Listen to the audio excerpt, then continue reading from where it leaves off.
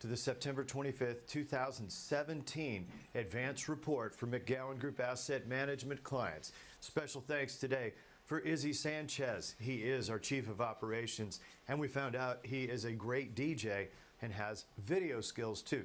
That's why we can bring you the program. Izzy, thanks for your production capabilities here. All right, first chart comes from the Federal Reserve. They updated projections through 2020. What does it look like? Well, GDP, they think it's going to stay around 2% and actually be slightly less in 2020. They're not that optimistic about deregulation, apparently. Unemployment rate, about 4.25% all the way through these numbers. And it appears that they're missing the construction labor shortage that could actually take that to 3%. But we'll bow to their forecasts for now.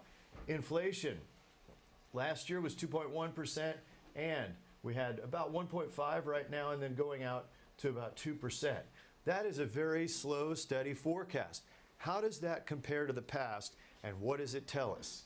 Next chart shows this is GDP growth. Every quarter, they give you the annualized rate that the economy is growing. You can see the two implosions. That was 1990 and 2008. The average over this 30-year period is just 2.5%.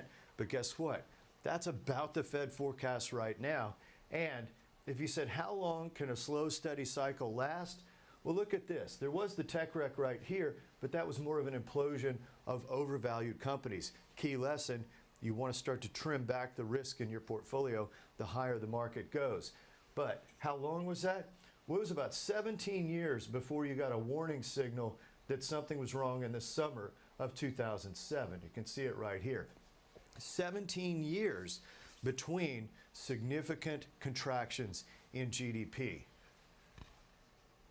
Now we go to Bitcoin, just for fun. Digital currency, blockchain, it's like a little file that sits, it's a file that can sit on a hard drive or in the cloud, and it has a record of who owned it, and you can trade it with people.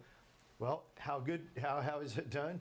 It was 6 cents back in 2010, went all the way to nearly $5,000, and that would have been about 82,000 times your money. I'm afraid to say we actually missed that trade. But look at this.